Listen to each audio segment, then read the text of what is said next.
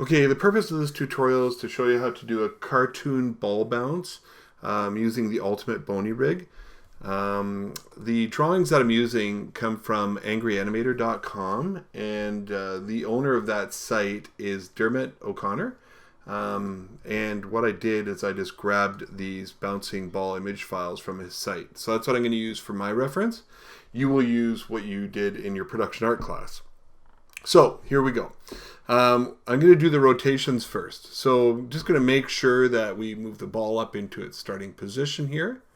Also, if you're using my scripts, you can click on this mask button here. We'll make sure that you are only selecting curves in your scene. And our controllers are curves, so that's good. So let's do the rotations first. Very important that you rotate the ball so that it's vertical at the top. The reason for that is that our squash and stretch controllers work vertically, or just the way they rotate. You'll see what I mean.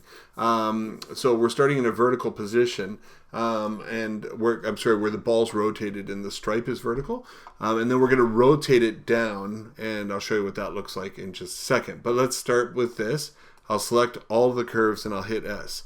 Now we'll scrub forward to where the ball makes its impact on the ground. And what we're going to do is grab the ball again, and I'm going to move it into position. And then what I'll do is I'll rotate it in Z. And I'm clicking on the controller here, and then middle mouse clicking and dragging to the right because I want it to rotate clockwise. So there we are. So now the ball is basically in a horizontal position. And what we'll do is we'll select all of the controllers and we'll hit S.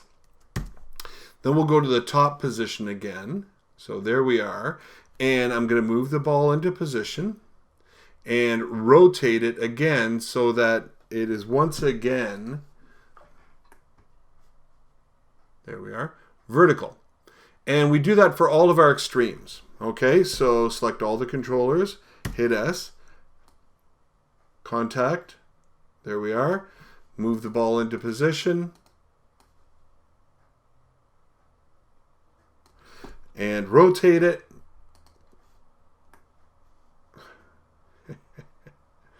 There we are.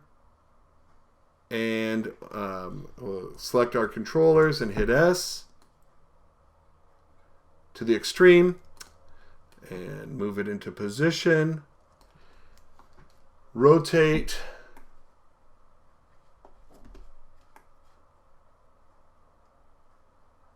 Like so.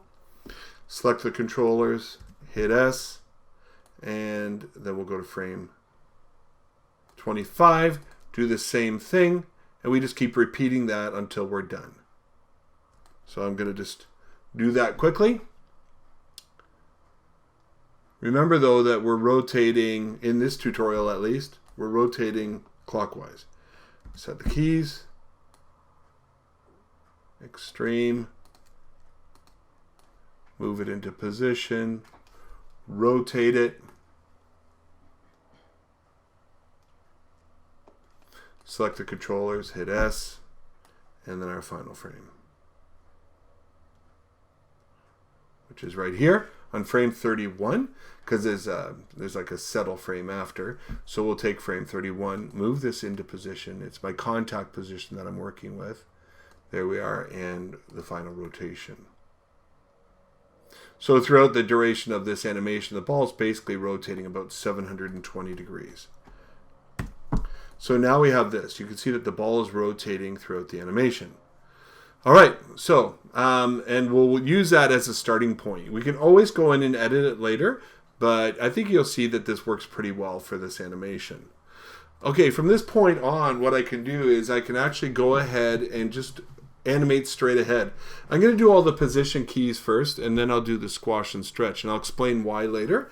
But let's go ahead and do all the position keys first. And what I will do is literally just grab the position of the ball and move it into position, select the controllers, and hit S. And I'll keep doing that over and over again. And you want to make sure that you're only selecting the main controller when you do this, but that you're selecting all of the controllers when you set keys. I kind of get that from Keith Lango. And what it does, it gives a really nice organized keyframing method. Oh, I got to go back here. Select everything. There we are. We'll try that one more time. Okay, and what I'm going to do when I get to this point here is I'm actually going to just make sure that I'm at the front edge of the drawing, and I'm going to stretch in the direction of the tail. All right, so we'll select everything. There we are. And here, once again, we'll move that into position. Select everything, hit S. So now I have this. So it's basically following the path. I'll do that one more time just to make sure. Yeah, that's good. And set. Okay, so that's good. Now we'll carry on through, and we're going to do the entire thing. So I'm going to go silent.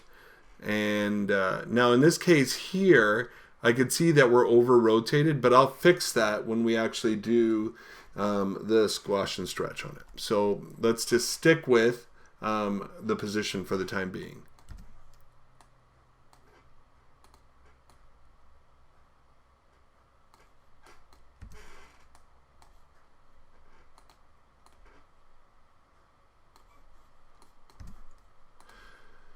And it's kind of like watching paint dry, watching somebody else animate, but there we are. You can see that the rotations are off a little bit, but we'll fix that visually. And then if we have to, we can eventually go and edit it in the graph editor. But if we do this right, we shouldn't really have to do that.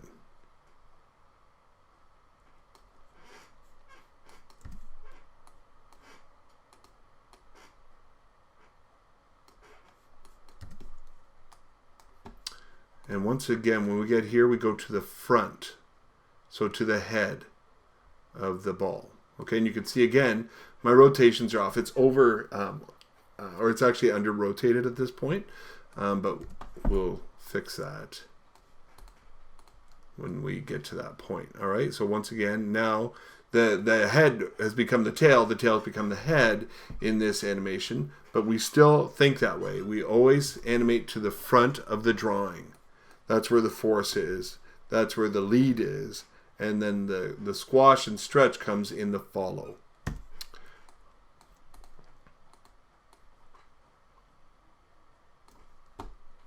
Select them all, hit key. And we're almost there. So there we are. Frame 22. 10 more to go.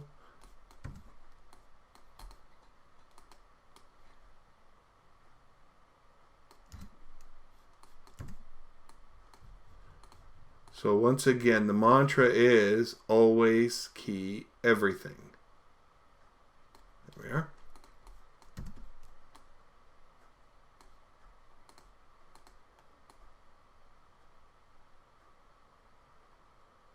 There we are.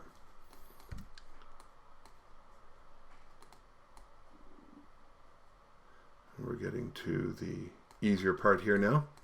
There's not a whole lot of squashing and stretching going on at this point. We're just in the final settle part of the animation here.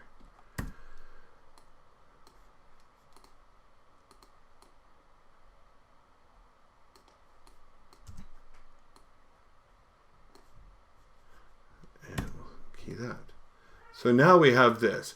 So basically the ball is following the path, and positionally everything's correct. So let's move on to squash and stretch. And we're going to fix the rotations at this point as well. So you can hear my daughter in the background there. We'll call that a bonus. All right, so what I'm going to do here is I'm actually going to figure out, okay, where does this thing actually start squashing and stretching? So I can see that it actually begins here at frame 5. And so what I'll do is I'll grab the stretch controller here. Now, it currently is not lined up the way that I want it to be. So what I'm going to do is I'm going to go to my Modify Transformation Tools Move Tool Options. Again, that's Modify, Transformation Tools, Move Tool, Options.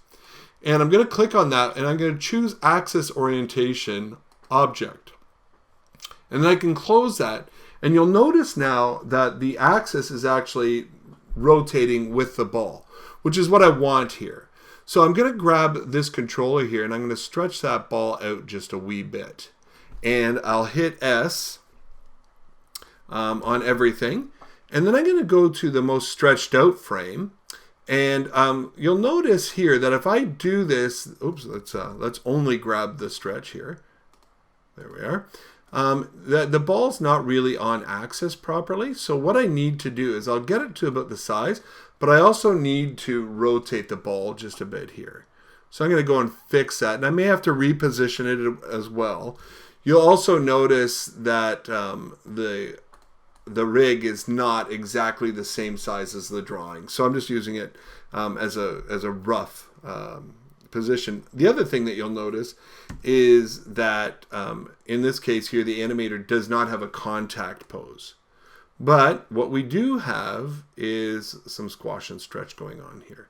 So we'll go to frame 7 now, and we'll grab the top controller here. There we are. And let's squash this down, select everything, hit S, go to frame 8. And again, you'll notice that my rotation's off a bit here. So I'm just going to rotate the ball. And I may have to move it again as well. Let's see. Yeah, that looks pretty good. So I'm just tweaking my drawings here. But there we go. That'll do the trick. So we'll select everything and hit S. So now we've got this going on here.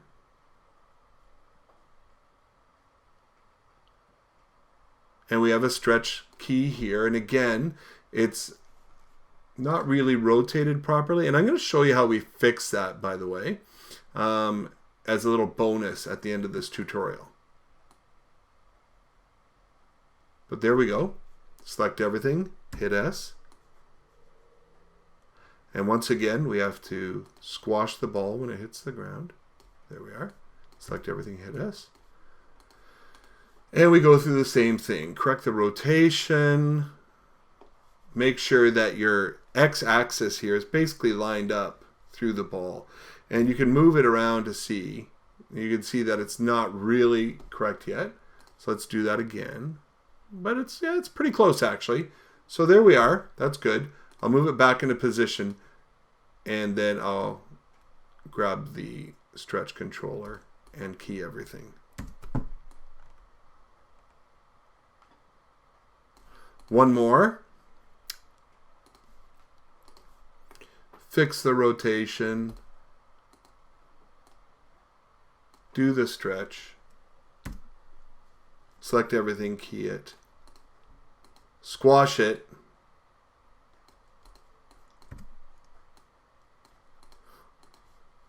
I lied. There is another. There we are. Move it into position. That looks pretty good. Let's drag the tail here. Probably hard to believe that a teacher would tell you to drag your tail, but I don't mean take your sweet time doing this. And we'll squash this here, key everything, and then we go back here. So you can see here now that the ball is basically going through that same. So let's actually make this, oh, that's interesting. Let's make this 48 frames in length. And let's see what happens. Look at that. Beautiful. Okay, so as I said, you can, there's a couple of things that we can do to maybe correct this a little bit. So for instance, let's say I want this to be, perfect at, minus 720 degrees. So I could just go in and I can, make sure that it finishes off that way and, and key that. Do the same thing here. Minus 720. That just cleans that up just a wee bit. There we are. We could also determine whether we think the rotations are happening quickly enough or not. Actually, you know what? If I look at it, it's not too bad. So let's actually hide the reference for a second. And we'll hide our curves. Deselect. And play it back. Actually, that's not too bad. There we are. Now, a couple of other things that you should do on this. So let's, first of all, we'll give it a floor. So I'm going to go ahead and create a polygon cube. And just drag it down here. There we are. And then I'll scale it out. Like so. And that will do the trick. And deselect that. And let's see what we have. Beautiful. And if the timing's not exactly what you want on it, actually I could see a couple of spots here. Maybe what I want to do is in these final 2 frames here, I'm going to bring back my curves. And I'm just going to make sure that the ball is not sinking into the ground here. So what I could do, let's actually go to our first contact point. That looks pretty good. And so my, I can look at what my value is here in terms of, how far down the ball actually is. So, and if I come here, actually that's not going to work very well. Well, actually this is 0. So let's actually just make this 0. And I'm going to right mouse click and key that. And then I'll do the same thing here. Oops. Make it 0, enter, and then right mouse click, key selected. So let's see what we have now. And I think it's kind of important because that's the last key. There we are. Yeah, it looks pretty good. All right. So there you have it. I mean, it's certainly not an all-encompassing tutorial on how to do a cartoon ball bounce. And this isn't even my own reference footage. There are probably some things that I would do to make this look a little sharper. For my own personal look, I like to have contact keys. So we could talk about that at another time.